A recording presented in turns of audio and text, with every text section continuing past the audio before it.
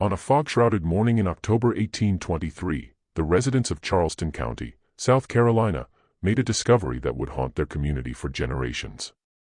7 enslaved individuals had disappeared overnight from the Ravenscraft plantation, leaving behind only their shackles and a single blood-stained document bearing the seal of Colonel Thaddeus Ravenscraft. What authorities found in that document revealed a web of betrayal, greed, and calculated cruelty that extended into the highest circles of Southern society. For nearly 2 centuries, the Ravenscraft family has spent fortunes trying to keep this story buried. But recently uncovered correspondence exposes the true horror of what became known as the Wedding Gift Massacre. The truth about Colonel Ravenscraft's gift to his bride would not only destroy his own family but also reshape the power structure of an entire region. Before we continue with the story of Colonel Thaddeus Ravenscraft and his deadly matrimonial arrangement, make sure to subscribe to our channel for more dark historical mysteries. And let us know in the comments what state or city you're listening from. We love connecting with fellow history enthusiasts who appreciate the shadows of America's past.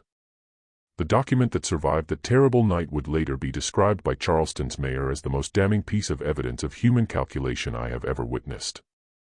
But understanding its true meaning requires us to journey back to where this nightmare began. Charleston County in 1822 represented everything the antebellum South aspired to become. Cotton plantations stretched across the landscape like green seas, their profits funding grand mansions and elaborate social gatherings that mimicked European aristocracy. Among the plantation elite, few commanded more respect than Colonel Thaddeus Ravenscraft, a man whose military service in the War of 1812 had earned him both honor and substantial government land grants. Ravenscraft possessed the calculating mind of a born strategist. Standing well over 6 feet tall, with penetrating gray eyes and a precisely groomed beard, he commanded attention in every room he entered. His voice carried the authority of someone accustomed to absolute obedience, whether from soldiers under his command or the 200 enslaved individuals who worked his vast cotton fields.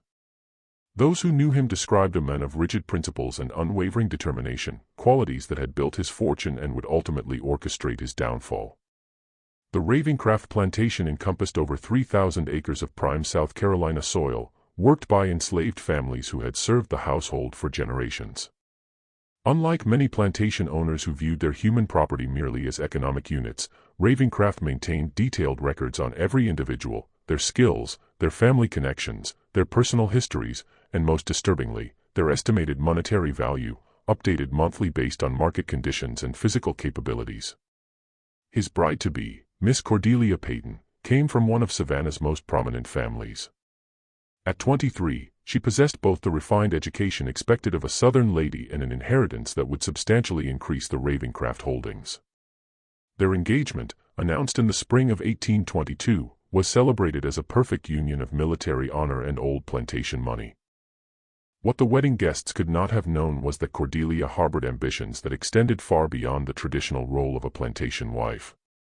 During their courtship, conducted through formal visits and carefully chaperoned walks through Ravenscraft's gardens, Cordelia had expressed unusual interest in the management aspects of plantation life. While most ladies of her station concerned themselves with household management and social obligations, she asked detailed questions about crop yields, labor organization, and profit margins. Ravenscraft, impressed by her business acumen, began sharing information typically reserved for male associates and potential business partners. What emerged was a woman whose intelligence matched her beauty, but whose moral compass had been warped by a childhood surrounded by immense wealth built on human suffering. Cordelia's father, Horatio Peyton, had made his fortune not just through cotton but through the buying and selling of enslaved individuals across multiple states. She had grown up viewing human beings as commodities to be traded, bred, and disposed of according to market demands. Their wedding, scheduled for October 1822, promised to be the social event of the season. Invitations went out to plantation families from Virginia to Louisiana, and preparations began for a celebration that would last 3 days. Ravenscraft spared no expense, importing French champagne, hiring musicians from New Orleans, and even commissioning a special set of china from England bearing the combined Ravenscraft and Peyton family crests. But as the wedding approached, Cordelia made a request that would set in motion a chain of events destined to destroy everything Ravenscraft had built.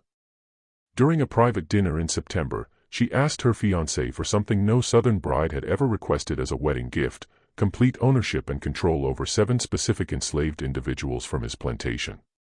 The conversation took place in Ravenscraft's private study, a room lined with military maps, family portraits, and ledgers documenting every aspect of his plantation empire. Outside, September thunder rolled across the cotton fields as Cordelia presented her unusual request with the same calm precision she might use to discuss flower arrangements or menu selections. "My dear Thaddeus," she began, her voice carrying an undertone that made the colonel shift uncomfortably in his leather chair, "I have been considering how best to contribute to our household's prosperity after our marriage. I believe I can be of greater service than you might expect." Ravenscraft listened as his bride-to-be outlined her proposal with disturbing clinical detail. She wanted 7 specific individuals, a family unit consisting of parents, 3 adult children, and 2 grandchildren, transferred to her complete ownership through legal documents that would make her their sole master, independent of her husband's authority. Her reasoning, she explained, was both personal and profitable. "These 7 represent a perfect experimental group," Cordelia continued, producing a leather portfolio filled with detailed notes about each individual. "The older generation possesses valuable skills in blacksmithing and textile work. The middle generation includes a woman with exceptional ability in herbal medicine and healing, and a man with remarkable strength suited for the heaviest field work. The children are young enough to be molded according to new training methods I have researched." What Cordelia did not initially reveal was the true nature of her experimental methods. Through correspondence with contacts in Cuba and Brazil, she had learned about plantation management techniques considered too extreme even by antebellum Southern standards. These methods involved systematic psychological manipulation, controlled breeding programs, and punishment systems designed to break not just individual but family bonds that might interfere with absolute obedience. Ravenscraft found himself in an unprecedented situation. Cordelia's request challenged fundamental assumptions about marriage roles and property ownership that formed the bedrock of Southern society. Wives typically managed household slaves, but they did not own field hands independently. Nor did they involve themselves in the brutal calculations required for maximum labor extraction. Yet he was also intrigued by her business proposal. Cotton prices had been fluctuating unpredictably, and plantation owners throughout the region were seeking ways to increase efficiency and reduce costs. If Cordelia's methods proved successful, they could be applied across his entire labor force, potentially increasing profits by substantial margins. Over several nights of discussion, they developed what they called the Peyton method, a comprehensive system for managing enslaved individuals that would maximize both productivity and psychological control. The 7 chosen individuals would serve as test subjects, and their responses would determine whether the methods would be expanded plantation-wide after the wedding. The legal arrangements proved complex and required discretion that extended beyond normal business confidentiality. Ravenscraft retained Charleston attorney Marcus Bellwether, a man known for handling sensitive plantation legal matters with absolute discretion. Bellwether drew up documents that would transfer complete ownership of the 7 individuals to Cordelia upon their marriage, with provisions that would keep the arrangement secret from other plantation owners and local authorities. What made the arrangement particularly sinister was a clause Cordelia insisted upon: the 7 individuals would be relocated to a remote section of the plantation where her experiments could proceed without interference from other enslaved workers or observation by visitors. A separate building disguised as a textile workshop would serve as both living quarters and location for implementing the new management techniques. As October approached, Ravenscraft convinced himself that his bride's unusual request represented forward-thinking business innovation rather than calculated cruelty. He had built his fortune through calculated risks and strategic thinking, qualities he now recognized in Cordelia. Their marriage would be more than a social union, it would be a business partnership designed to revolutionize plantation management throughout the South. What neither of them anticipated was that word of their unusual arrangement would reach ears beyond their trusted circle, setting in motion events that would transform their wedding celebration into something far more sinister. October 15, 1822, dawned with the kind of crisp autumn clarity that made Charleston County seem like a paradise on earth. The Ravenscraft plantation had been transformed for the wedding celebration, with white silk ribbons adorning the oak trees lining the main drive and tables laden with delicacies arranged across the mansion's expansive grounds. Over 200 guests arrived throughout the morning, their carriages creating a procession that stretched for miles along the country roads. Among the wedding guests were some of the most powerful families in the antebellum South. Governor Richardson himself attended, along with senators, judges, and plantation owners whose combined wealth could influence state and federal legislation. The ceremony took place in the plantation's garden pavilion, with Cordelia radiant in imported French silk and Ravenscraft resplendent in his military dress uniform. But the true significance of the day would emerge during the gift presentation ceremony, a tradition where the groom publicly announced his wedding present to his bride. Ravenscraft had planned this moment carefully, understanding that his gift would be discussed in drawing rooms from Virginia to Louisiana for months to come. Standing before the assembled guests, Ravenscraft called for attention and began what would become the most infamous wedding speech in South Carolina history. "My dear friends," he announced, his voice carrying clearly across the garden, "it is customary for a groom to present his bride with jewels, fine clothing, or perhaps a new carriage, but my beloved Cordelia has requested something far more practical and forward-thinking." The crowd listened with growing fascination as Ravenscraft described his gift, the legal ownership of 7 enslaved individuals, chosen specifically for their diverse skills and potential for what he termed innovative management approaches. He spoke of his bride's business acumen and her desire to contribute actively to the plantation's prosperity through improved labor efficiency methods. What the guests heard was a respected military officer praising his wife's entrepreneurial spirit and commitment to plantation improvement. What they could not have known was that at that very moment, the 7 individuals in question were being forcibly separated from their families and relocated to the remote building where Cordelia's experiments would begin immediately following the wedding celebration. The reaction among the wedding guests was mixed but generally positive. Several plantation owners approached Ravenscraft throughout the evening to inquire about Cordelia's methods, expressing interest in similar arrangements with their own wives. The idea of involving educated Southern ladies more directly in plantation management struck many as a progressive adaptation to changing economic conditions.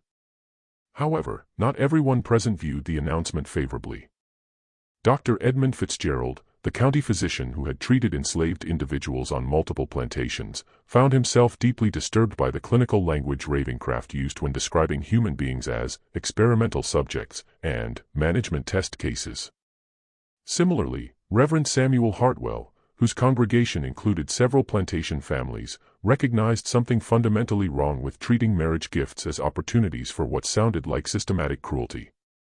As the evening progressed and champagne flowed freely, Cordelia herself provided additional details that should have alarmed more guests than they did.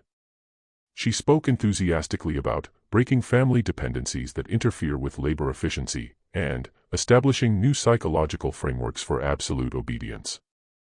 Her words were delivered with the same cheerful tone she used when discussing flower arrangements or menu planning, making their sinister implications easy for intoxicated listeners to overlook. The wedding celebration continued for 3 days as planned, with elaborate dinners, dancing, and entertainment that would be remembered as one of the finest social gatherings in the region's history. But while guests enjoyed themselves in the main mansion, work had already begun in the remote building where the 7 enslaved individuals faced the beginning of Cordelia's experimental program. Just when we thought we'd seen it all, the horror in Charleston County intensifies. If this story is giving you chills, share this video with a friend who loves dark mysteries. Hit that like button to support our content, and don't forget to subscribe to never miss stories like this. Let's discover together what happens next in this tale of calculated cruelty and its devastating consequences. The true nature of Cordelia's methods would not become apparent to the outside world for several months, but the 7 individuals subjected to her experiments understood immediately that they had become victims of something far more sinister than typical plantation brutality. The building Cordelia had designated for her experimental program sat approximately 2 miles from the main plantation house, connected by a narrow path that wound through dense pine forest. Originally constructed as a tobacco drying barn during the plantation's early years, it had been extensively modified according to Cordelia's detailed specifications during the summer months leading up to her wedding. The structure now featured reinforced walls, barred windows set too high to provide views of the surrounding area, and a series of small rooms designed to house individuals in isolation when Cordelia deemed separation necessary for her psychological manipulation techniques.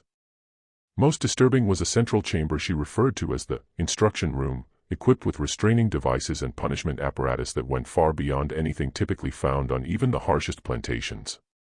The 7 individuals chosen for Cordelia's experiment represented 3 generations of a family that had served the Ravenscraft plantation for over 30 years. Joshua and Rebecca Kane, both in their 50s, possessed valuable skills as a blacksmith and seamstress, respectively.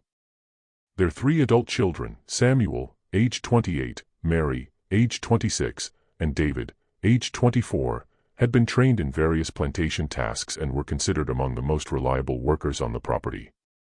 Mary's 2 young children, ages 6 and 9, completed the family unit. What made this family particularly valuable to Cordelia's purposes was their strong emotional bonds and reputation for mutual support during difficult times. Her research had convinced her that breaking these family connections would result in more compliant, productive workers who would focus entirely on their assigned tasks rather than maintaining relationships that might interfere with absolute obedience. Cordelia's methods began with systematic isolation designed to destroy the family's communication and support systems. Each individual was assigned to separate living quarters and forbidden from speaking to other family members except during supervised work periods. Meals were provided at different times to prevent social interaction, and any attempt to communicate resulted in punishment that affected not just the individual involved but randomly selected family members. The psychological manipulation extended to deliberately false information designed to create mistrust and suspicion among family members.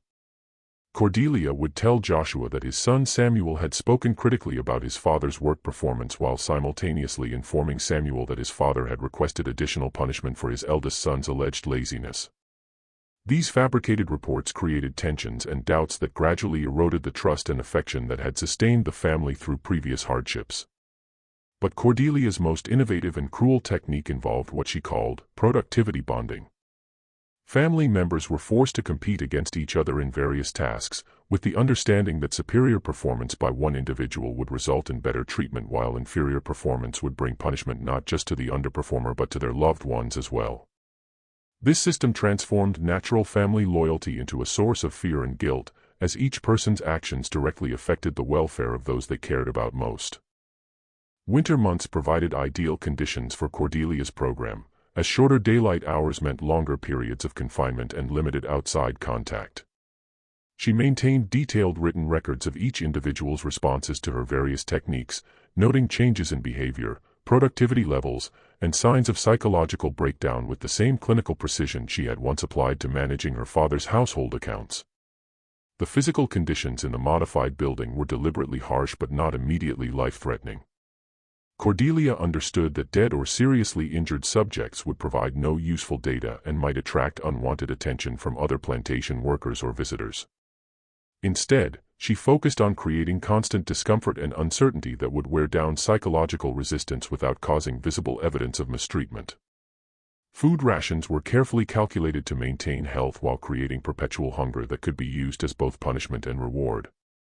Sleeping arrangements were designed to prevent rest and recovery, with thin mattresses, inadequate blankets, and deliberately uncomfortable sleeping positions that left individuals exhausted and more susceptible to psychological manipulation. Throughout the winter months, Cordelia visited her experimental subjects daily, always accompanied by 2 trusted overseers who had been sworn to secrecy about the special arrangements.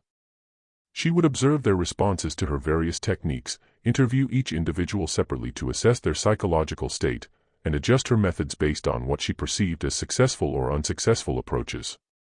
What Cordelia failed to anticipate was that her systematic cruelty was creating something more dangerous than broken individuals. It was forging a group of people with nothing left to lose and every reason to seek revenge against those who had destroyed their lives. By February 1823, rumors about the mysterious building and its 7 missing occupants had begun circulating through the slave quarters of the main plantation. The Kane family had been respected members of the community for decades, known for their skills, their strong family bonds, and their willingness to help others during times of illness or personal crisis.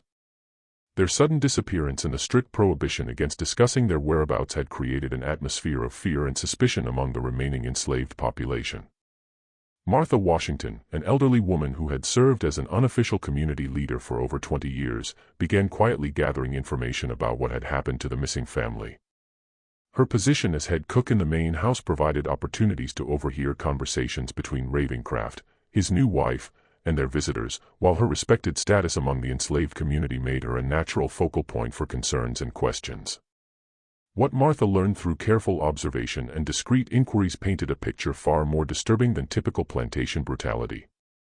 The two overseers assigned to the remote building had been selected specifically for their reputation for cruelty and their isolation from the main plantation community. Neither men had family connections or close friendships that might create conflicts of loyalty if they were asked to participate in activities that exceeded normal punishment protocols. More troubling were the supplies that had been delivered to the building throughout the winter months. Martha had observed wagons carrying unusual items, medical instruments that seemed designed for inflicting pain rather than providing treatment, restraining devices that appeared far more sophisticated than typical plantation punishment equipment, and large quantities of materials that suggested extended confinement rather than temporary disciplinary measures. But perhaps most disturbing were the sounds that could occasionally be heard from the direction of the remote building during quiet winter nights. Several plantation workers reported hearing screams and cries that lasted for hours, followed by periods of absolute silence that seemed somehow more ominous than the sounds of obvious suffering. Martha began organizing what she called prayer circles, gatherings where enslaved individuals would meet in secret to discuss their concerns and share information about the missing family. These meetings served multiple purposes. They provided emotional support for a community living under constant fear. They facilitated the exchange of information that might be useful for survival, and they began to foster a sense of unity and shared purpose that had previously been prevented by the plantation's size and the diverse backgrounds of its workers. Through these gatherings, a picture emerged of Cordelia's activities that went far beyond what the wedding guests had heard described as innovative management techniques. Reports from those who had observed the building from a distance suggested systematic torture designed not just to punish but to break the human spirit in ways that would make individuals incapable of resistance or independent thought. The prayer circles also served as a means of preserving information that might otherwise be lost or forgotten. Martha insisted that detailed accounts of everything they learned about the missing family be memorized by multiple individuals, ensuring that evidence of what was happening would survive even if those who gathered it were punished or sold to other plantations. As winter turned toward spring, these gatherings began to evolve into something more active than mere information sharing. The realization that the Kane family's fate could befall any of them at any time had created a sense of urgency that overcame the caution and resignation that typically characterized plantation life. For the first time in the plantation's history, enslaved workers began discussing not just survival strategies but the possibility of active resistance. Meanwhile, word of the Ravenscraft plantation's experimental program had begun to spread among the white community as well, though in very different terms than the whispered fears circulating through the slave quarters. Several plantation owners from neighboring counties had requested meetings with Cordelia to learn about her innovative management techniques, and there was growing speculation that her methods might be adopted more widely throughout the region. This outside interest created additional pressure for Cordelia to produce demonstrable results from her experimental program. The 7 members of the Kane family were no longer just subjects for her personal research. They had become proof of concept for methods that might revolutionize plantation management throughout the antebellum South. Their complete psychological breakdown and transformation into perfectly obedient workers would establish Cordelia as a pioneer in plantation efficiency, while any failure might discredit both her methods and her reputation among the planter elite. The approaching spring planting season would provide the ultimate test of whether Cordelia's experimental subjects had been successfully transformed into the kind of workers she had promised. But as the days grew longer and warmer, events were already in motion that would ensure her experiment would be remembered for very different reasons than she had anticipated. March 1823 brought unseasonably warm weather to Charleston County, along with the intensive preparations that preceded spring planting season. Across the plantation, enslaved workers prepared fields, repaired equipment, and organized supplies for the months of intensive labor that would determine the year's cotton crop and the plantation's financial success. For Cordelia, the approaching planting season represented the culmination of her experimental program. After 5 months of systematic psychological manipulation, the 7 members of the Kane family would be integrated back into the plantation's general labor force, where their transformed behavior would demonstrate the effectiveness of her methods to both her husband and the growing number of plantation owners who had expressed interest in similar programs. But the individuals subjected to Cordelia's experiment had undergone changes far different from what she had intended. Rather than becoming broken, compliant workers focused solely on their assigned tasks, they had developed something much more dangerous, a shared understanding that their survival depended on eliminating the source of their torment, regardless of the consequences. The transformation had begun with David Kane, the youngest of the adult siblings, whose natural leadership abilities had made him a particular target for Cordelia's psychological manipulation techniques. Repeated attempts to break his spirit through punishment and isolation had instead fostered a cold, calculating intelligence that focused entirely on finding ways to strike back against those who had destroyed his family. Working in isolation, denied communication with his relatives, David had spent the winter months memorizing every detail of the building's layout, the routines of the overseers, and the patterns of Cordelia's visits. He had observed which doors remained unlocked during different times of day, where tools and potential weapons were stored, and how sound carried between different sections of the building. More importantly, David had found ways to communicate with his family members despite Cordelia's elaborate isolation protocols.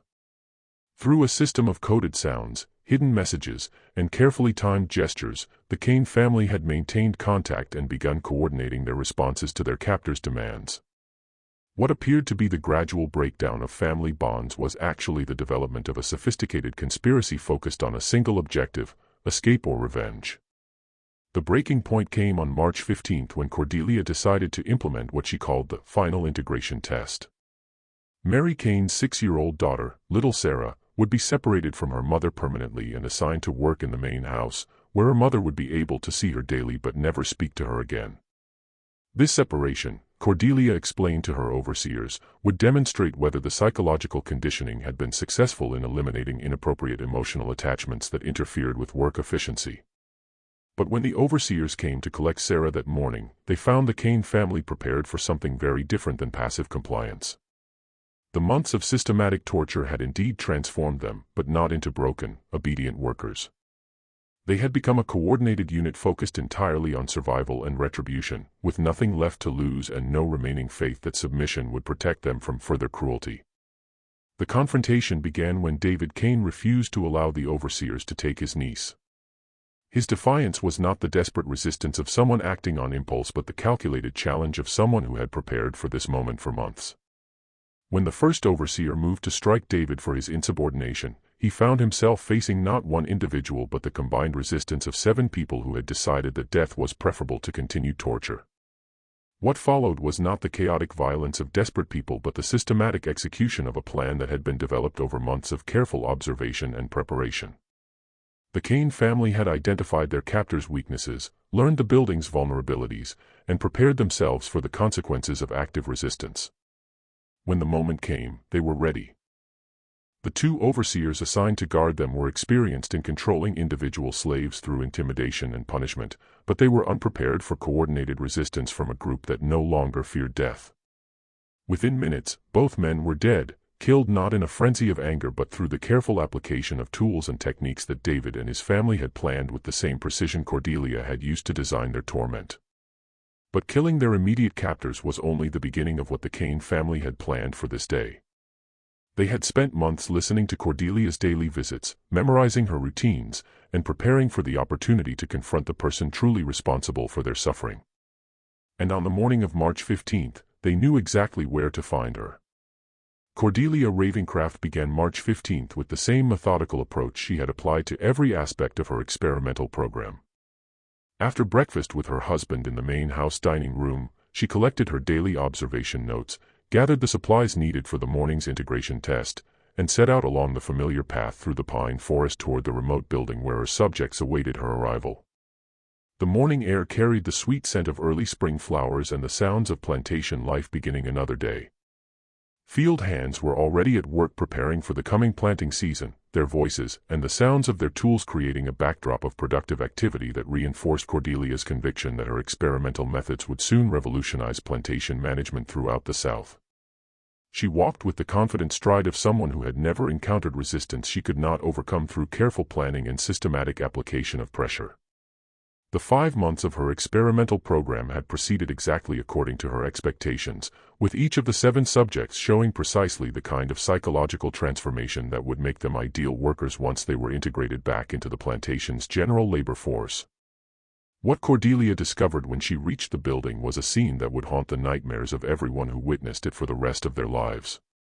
The two overseers lay dead in the central instruction room, killed with tools and techniques that demonstrated both planning and intimate knowledge of human anatomy. But far more disturbing than their deaths was the evidence of systematic preparation that surrounded their bodies. The Kane family had used their months of confinement to transform the building into something very different from what Cordelia had intended. Tools had been modified into weapons, escape routes had been prepared, and supplies had been gathered for what was clearly a carefully planned confrontation rather than a spontaneous act of violence. But most disturbing of all was the realization that the 7 individuals she had believed were broken and compliant had instead been watching her, learning her routines, studying her vulnerabilities, and preparing for this moment with the same methodical precision she had used to design their torment. David Kane stood in the center of the instruction room, no longer the psychologically shattered individual Cordelia believed she had created, but someone whose intelligence and determination had been focused entirely on survival and retribution. His family stood with him, arranged not in the random positions of desperate people but in the coordinated formation of individuals who had planned every detail of what would happen next. "Mistress Cordelia," David said, his voice carrying none of the deference and submission that 5 months of torture were supposed to have instilled, "we have been waiting for you to arrive. We have something we want to discuss." What followed was not a conversation in any conventional sense but rather the methodical presentation of a case that the Kane family had prepared over months of careful observation and analysis. They had documented every aspect of Cordelia's experimental program, memorized every detail of her methods, and prepared a comprehensive account of what had been done to them and why. But their purpose was not simply to confront their tormentor with evidence of her cruelty. The Kane family had realized that Cordelia's experimental program was intended as a model for wider implementation and that their suffering was designed to establish methods that would be applied to enslaved individuals throughout the region.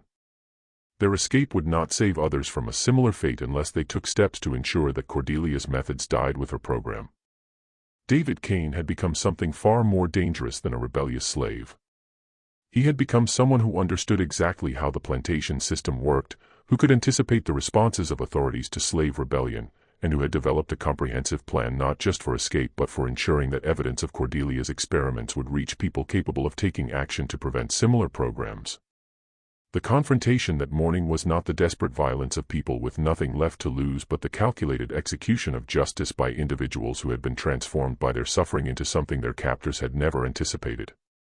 When Cordelia's body was discovered later that day, the manner of her death would tell a story that authorities would spend decades trying to suppress. But the Kane family's plan extended far beyond personal revenge.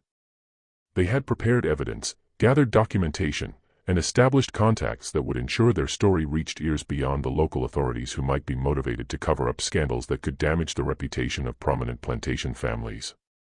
Colonel Thaddeus Ravencraft discovered his wife's body at approximately 2 o'clock on the afternoon of March 15, when her failure to return from her daily visit to the experimental facility had become cause for concern. What he found in the remote building would reshape not only his understanding of his wife's activities but the entire trajectory of his life and the legacy of his family name. Cordelia lay in the central instruction room, surrounded by evidence of the experimental program that had consumed her attention for the previous 5 months. But rather than the scene of random violence that might be expected from a slave rebellion, Ravencraft encountered something far more disturbing: the systematic documentation and presentation of evidence that revealed the true nature of what his wife had been doing to the 7 members of the Kane family. The building itself had been transformed into what could only be described as a museum of cruelty, with every tool, every restraining device, and every psychological manipulation technique carefully arranged and labeled to demonstrate the comprehensive nature of Cordelia's experimental program. Written documentation, including Cordelia's own detailed notes, had been organized and presented in a manner that would leave no doubt about the deliberate, systematic nature of what had been done to the missing family. Most disturbing of all was a comprehensive written account, obviously prepared over many weeks, that detailed not only what had been done to the Kane family but also Cordelia's plans for expanding her methods throughout the plantation and her correspondence with other plantation owners who had expressed interest in similar programs. The document revealed that what Ravencraft had understood as an isolated experiment was actually intended as the foundation for a regional transformation of plantation management techniques. The Kane family themselves had vanished completely, leaving behind only the evidence of their months of suffering and a clear indication that their escape had been planned with the same systematic precision that characterized everything else about the confrontation. They had taken nothing that belonged to the plantation, destroyed nothing beyond what was necessary to eliminate their captors, and left behind a complete record that would make any cover-up attempt extraordinarily difficult. Ravenscraft's immediate concern was preventing the discovery from becoming public knowledge that would destroy not only his own reputation but the standing of every plantation owner who had been associated with Cordelia's experimental program. Within hours of finding his wife's body, he had dispatched trusted riders to contact other members of the planter elite who needed to be warned about the potential scandal and enlisted in efforts to control the narrative. The response was swift and coordinated. By evening, representatives from some of the most powerful families in South Carolina had arrived at the Ravenscraft plantation to assess the situation and develop strategies for preventing the truth about Cordelia's experimental program from reaching authorities or newspapers that might use the information to attack the entire plantation system. What they discovered was evidence so damning that traditional cover-up methods would be inadequate. The systematic nature of Cordelia's cruelty, the involvement of other plantation owners in planning similar programs, and the comprehensive documentation left behind by the Kane family created risks that extended far beyond damage to individual reputations. The decision was made to implement what they called comprehensive suppression, a coordinated effort that involved local law enforcement, regional newspapers, and political authorities at the state level. The official story would be that Cordelia Ravenscraft had been killed during a random slave rebellion that was quickly suppressed, with the perpetrators captured and executed to prevent similar incidents. But creating a believable alternative narrative required eliminating all evidence of the experimental program, including the building itself and everyone who had knowledge of what had actually occurred. Over the following weeks, a systematic campaign of intimidation, bribery, and threats would be implemented to ensure that no one who had witnessed evidence of Cordelia's activities would be willing or able to share that information with outside authorities. The two overseers who had been killed were described as victims of unprovoked violence, with no mention of their role in Cordelia's experimental program. The 7 members of the Kane family were reported as captured and executed, though no bodies were ever produced and Northwest public executions took place.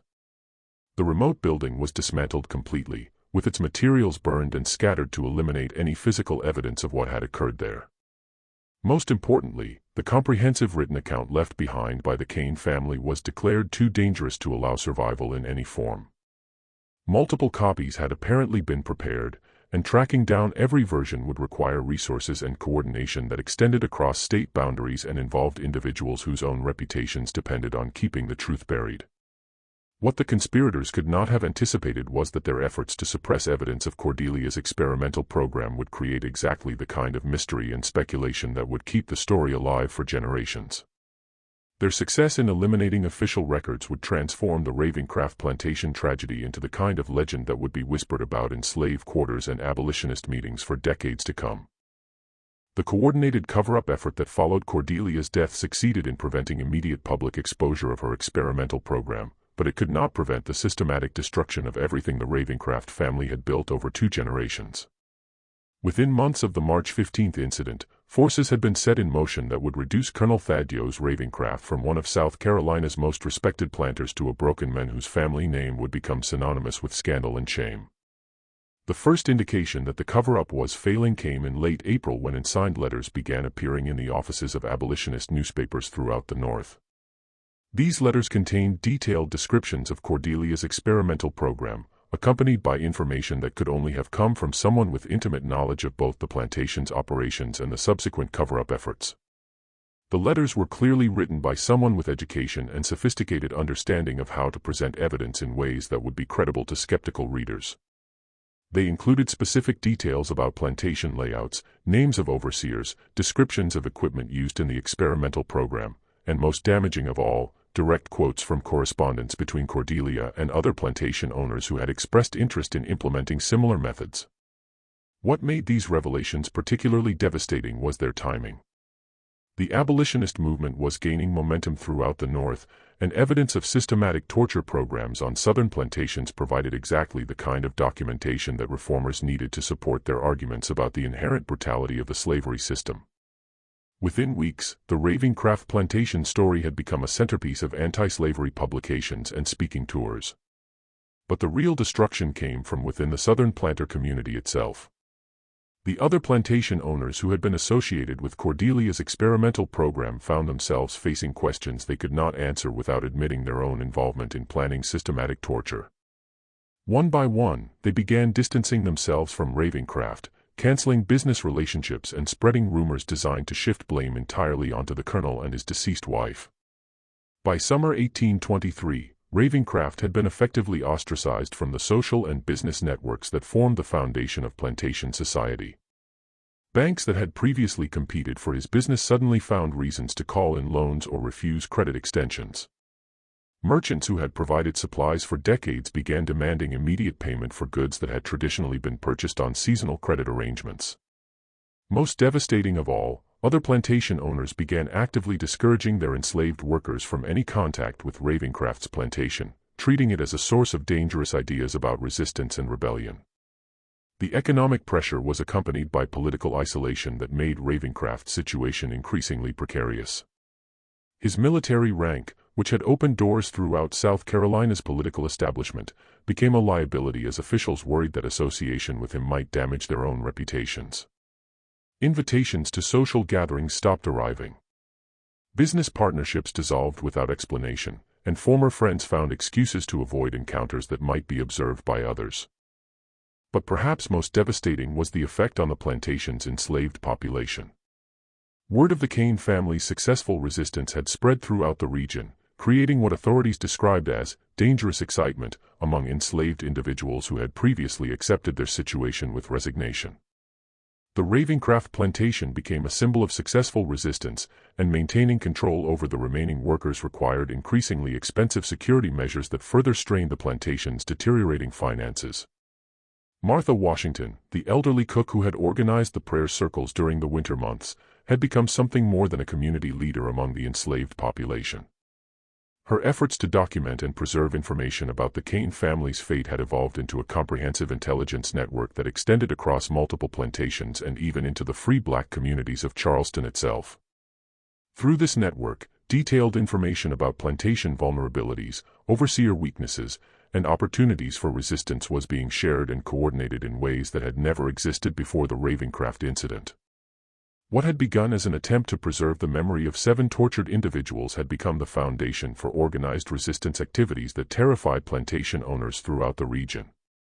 The final blow to Ravenscraft's dynasty came in autumn 1823 when a series of coordinated incidents across multiple plantations demonstrated that the Kane family's resistance had inspired something far more dangerous than isolated acts of rebellion. Overseers began disappearing, equipment was systematically sabotaged, and crops were destroyed in ways that suggested careful planning rather than random violence. Most alarming to authorities was evidence that the resistance activities were being coordinated by individuals who possessed detailed knowledge of plantation operations, security procedures, and the personal vulnerabilities of owners and overseers. The systematic nature of the attacks suggested that someone with intimate understanding of how the plantation system functioned was directing activities designed to destroy it from within. Colonel Ravenscraft's attempts to maintain control over